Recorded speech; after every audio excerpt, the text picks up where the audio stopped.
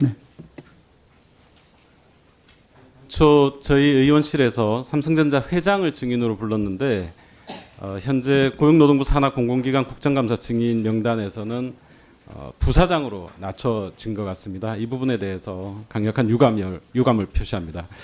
아시는 것처럼 삼성전자에는 무려 350명의 부사장이 있습니다. 그 중에 한 사람이 나온다는 것은 책임질 수 없는 사람이 국회에 증인으로 나온다라는 뜻으로 이해를 할 수 있습니다. 삼성전자 방사선 피폭 사고와 관련해서 이재용 회장 그리고 전영현 DS 부문장은 아직 사과조차 하지 않았습니다. 원안위도 작업자 개인 과실이 아닌 삼성의 안전관리 부실에 따른 사건으로 결론 내렸고 노동부도 중대재해인지 판단을 앞두고 있습니다.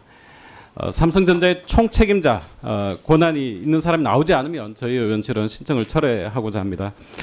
또 최근에 아시는 것처럼 하이닉스 그리고 삼성 디스플레이 등이 웹캠 등을 통해서 노동자들의 노동을 감시하려다가 저희 의원실의 지적에 따라서 관련 계획을 취소한 적이 있습니다. 그러나 삼성전자는 아직까지도 이 직원들에 대한 감시를 계속하고 있고요. 이것이 삼성의 민낯입니다.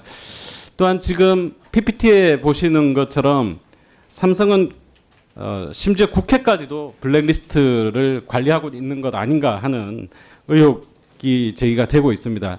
어떤 내용이냐면 저희 의원실에서 이 하이닉스 그리고 삼성 디스플레이와 마찬가지로 삼성전자가 직원들의 노동을 카메라로 감시한다라는 제보를 받고 이에 대해서 질의서를 보냈는데 2024년 9월 3일자 업무 연락이라고 되어 있는 이 메일이 아마 관련 담당자가 삼성전자 내에 관련자들에게 보내는 업무 연락이었던 것 같은데 안타깝게도 수신인의 저희 의원실 이메일이 포함이 되어 있었던 것 같습니다. 그래서 이 업무 연락 안면 인식 관련이라고 왔는데요.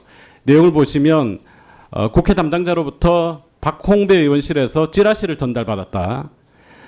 노조에서 반대하는 내용이 있는 것으로 보이며 박홍배 의원실에서 당사자의 답변을 요청했다.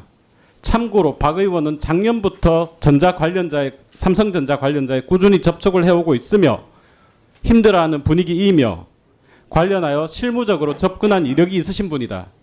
제가 작년에는 금융노조 위원장이었습니다.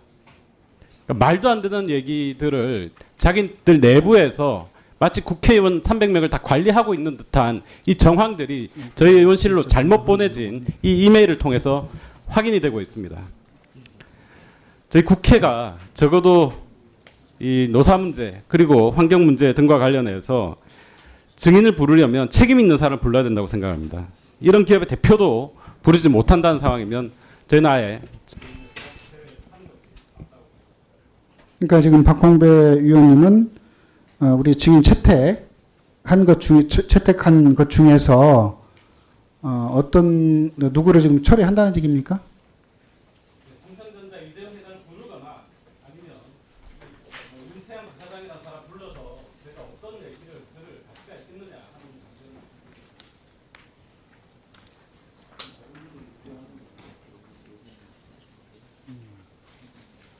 문제입니다. 네.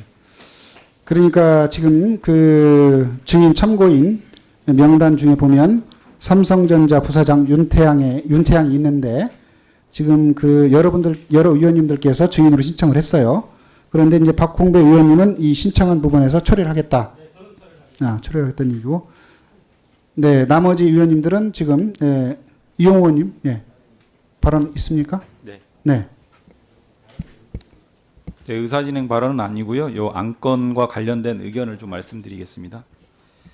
일단 고용노동부 관련해서 기관장을 그 기관 증인으로 채택을 하는 안건으로 이제 제출이 되었습니다.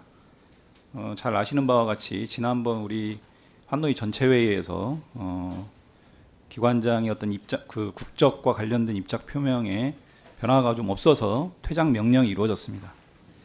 이런 상황 하에서 기관장으로 다시 증인이 채택돼서 국민의원으로서 국정감사 대상 기관장으로서 역할을 수행하는 것이 매우 부적절하고 맞지 않다 이렇게 생각을 합니다.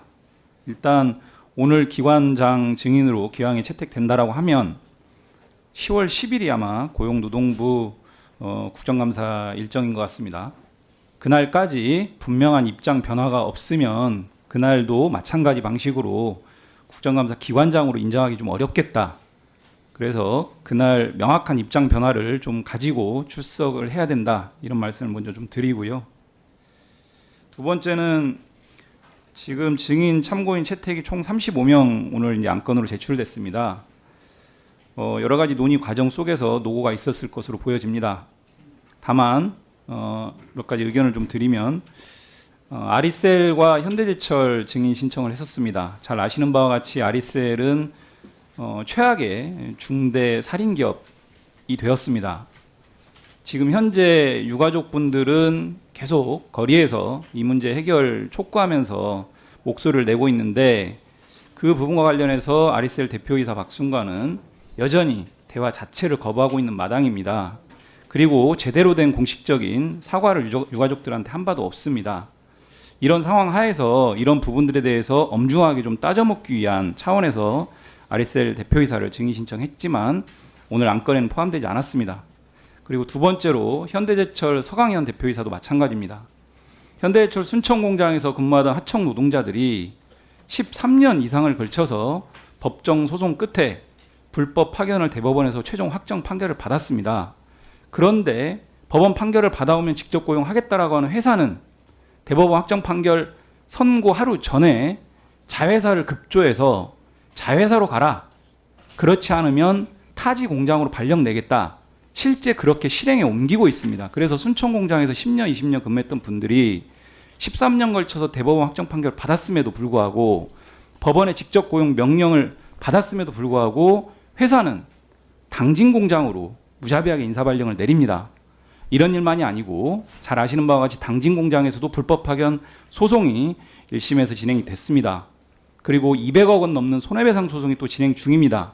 이런 문제들과 관련해서 엄중하게 따져 묻고 법 테두리 내에서 경영을 해야 된다라고 하는 부분들을 촉구하면서 네, 1분 주시고 1분 안에 정리해 주십시오. 현안 해결을 촉구하면서 한편으로 노동부의 이 방치 행정을 또 지적하려고 이 현대제철 서강현 대표이사를 증인 신청을 했습니다. 그런데 이런 부분들이 제대로 반영이 안 됐습니다. 다만 오늘 위원장님 말씀 주신 것처럼 다행스럽게 추후 간사님들 간 협의를 통해서 증인 채택 여지가 남겨져 있기 때문에 사회적 공분이 있고 법원의 판결이 있음에도 불구하고 이행되지 않고 있는 이런 위법 경영 행태는 분명하게 우리 한노회가 여야를 떠나서 이 국정감사장에서 분명하게 지적하고 문제 해결을 도출해야 됩니다. 이런 부분들을 고려해서 추후 증인 채택 요청드리겠습니다. 이상입니다.